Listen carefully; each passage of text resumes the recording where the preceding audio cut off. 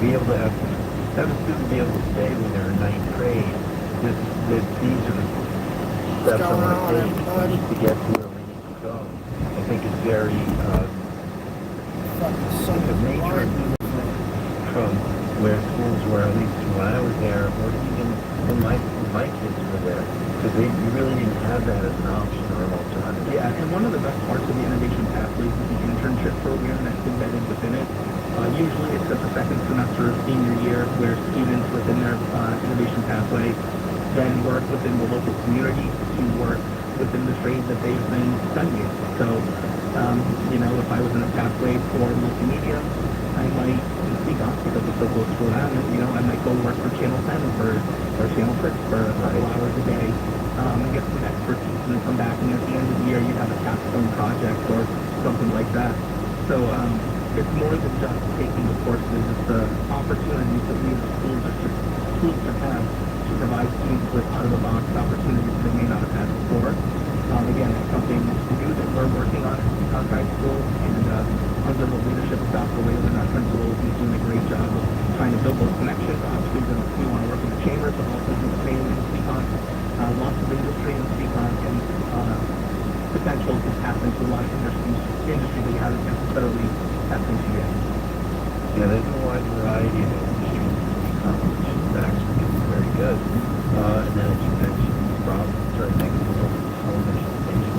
It's important, but I'm really glad to hear about, that you're looking at What's going on, everybody? Because that's one thing especially since the beginning of COVID, pre-COVID, we always found that it was a harder sell to get businesses to want to talk about internships. Not that they were all against it, it's just they weren't into it as they are today. And they just learned a lot. And the job market has changed a lot. So if they look at these things, now they look at, I can have somebody come and do an internship spring of this year, stay, and then maybe, depending what their plans are for school over time, maybe the weekends, come back during the holidays, whatever, and all of a sudden, the 3 or 4 years goes really quickly, and then they've got multiple kids who want to work with them, and their first real, coming together was senior year when they were coming out of whatever program, but into the internships. We've seen that with so many different businesses. Yeah, that's one of the huge benefits of the internship program. If I'm a Seacon resident, I want to know that my tax dollars are paying for Seacon students who go to Seacon schools to get an education at Seacon schools, and then get a high-paying job that keeps them in Seacon. Right? We don't want to be spending tax dollars to educate students who then go to move on to Newton or Braintree or wherever. It doesn't matter. Our goal as a community is to educate our students and to keep them within our school departments or our town. It's no different than Somerset does and Swan does and Fall River does. So Certainly investment in your community, and the return on that investment is just building your community and capacity of the community and the economy of the community. Yeah, and for kids who want to stay home or come home, there's nothing wrong with that. That's a good thing. Sometimes kids, when they go away for the first time, they don't necessarily think, I can't wait to get home in 3 or 4 years, but sometimes it's the best thing. Yeah, you really can. And of course, the cost of living, while it's not inexpensive, it's certainly not as expensive as it is around Boston and New York, so, or closer to Boston or in New York, so that really matters. So, Zach, how did your innovation pathway test take place? You also had you have an early college program, and how does that work? Yeah, so we also have an early college program that's separate from innovation pathways.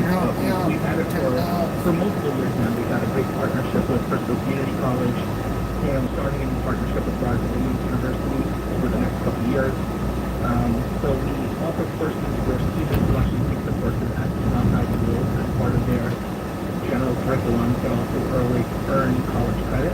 We also do offer opportunities for students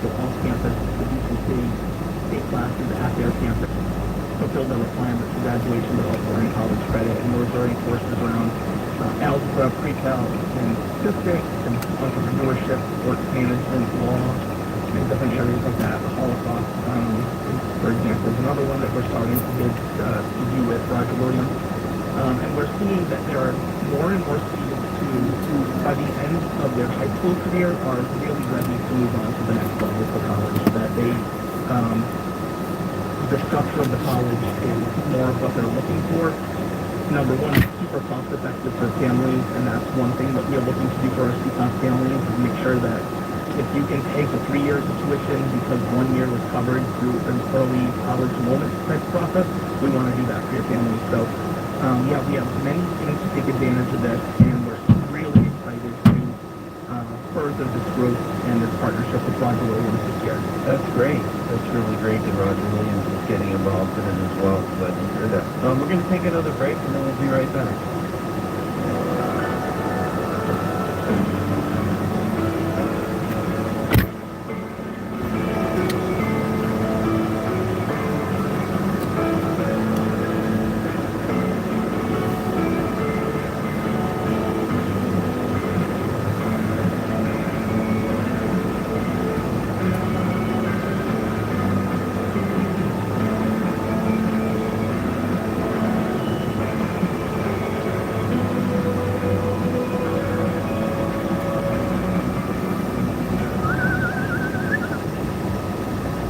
From the St. Anne's Credit Union Weather Center, I'm Chief Meteorologist Rob Darrowman with your WSAR 3-day forecast.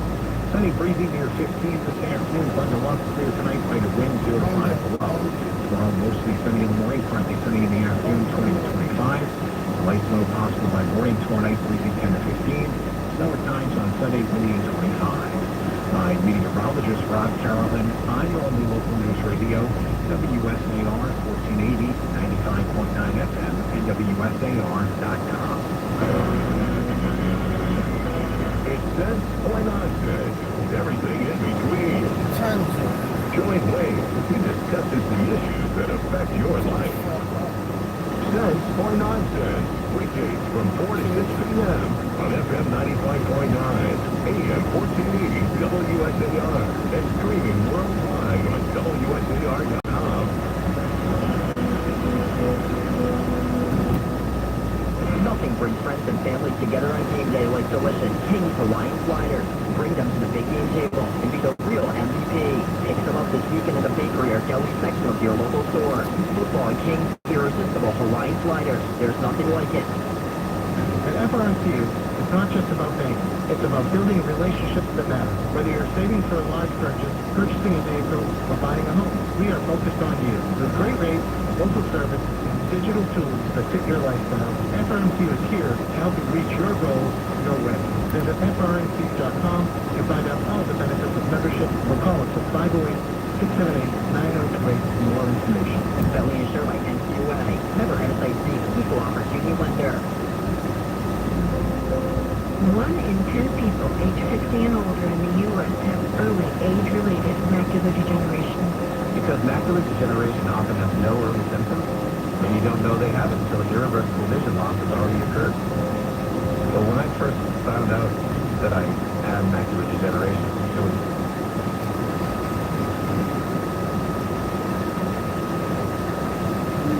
around 0 degrees out today. 0 degrees. Kind of nuts, if you ask me.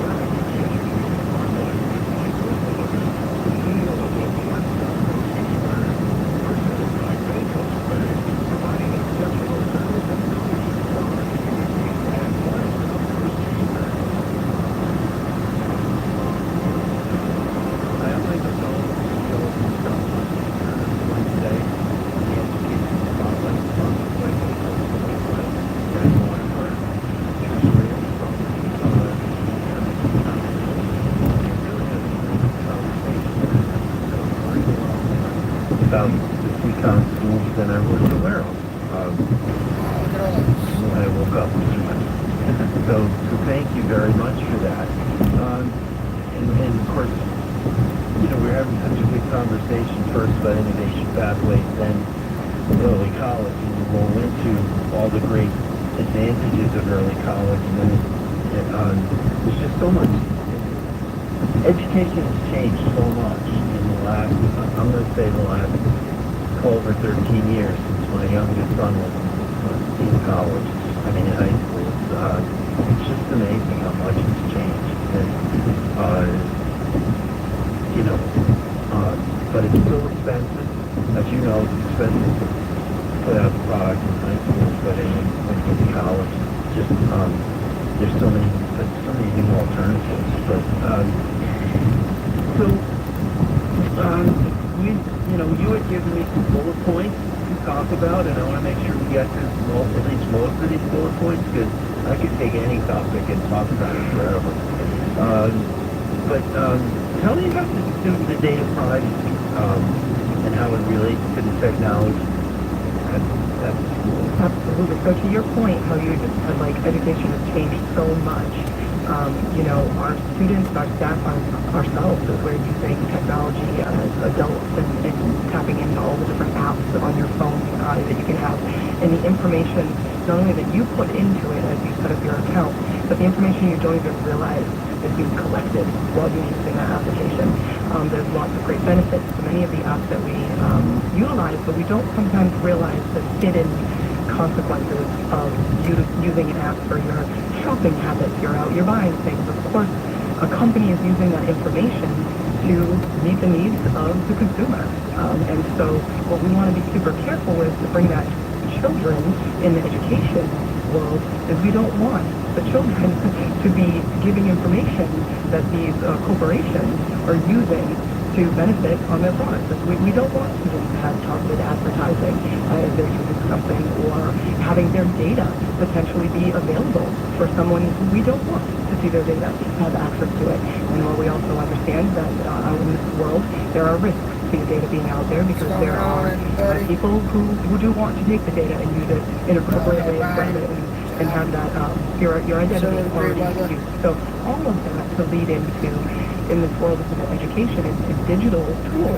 Because we have to be very cognizant in education about what it is that we are utilizing in the classroom, and ensuring that these partners in education that they are holding up their end of the bargain of ensuring that our student data, whether it be academic information that's going in there, either for benchmark testing, that they are providing protection on that data. And so we have worked really hard to look at those in the term service customer that can scroll very quickly and say, exactly, that is not best practice when you're looking at education in schools. Our best practice anyway, read some of it, please take advantage of your ability to make a good decision. Yes, yes, correct. Right through it, Yes, correct.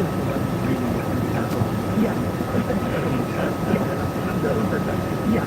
So we do work with consortiums and other districts also work with consortiums. Hey, what's going on? To work through vendors and making sure that we have outlined what vendors need to work with. And some of these are straight up compliance with federal laws from Correia laws of Correia data to have available. And so we really put focus on ensuring that we are working through that consortium to make sure that the vendor and the school district have entered into, an agreement to say, yes, you should be encrypting student data, you should be sharing student data with any third parties that we are aware that it's being shared with, and it really is just making sure that everyone following the guidelines that are appropriate. And that also should then move into helping citizenship and their understanding that as they have access to these tools on a more independent basis, that they know too that there's a digital footprint that they're creating, and ensuring that they are safe online. Of course, that opens up a whole other conversation. Subscribe to the page. Preparing. We'll be right back. For that digital world that they live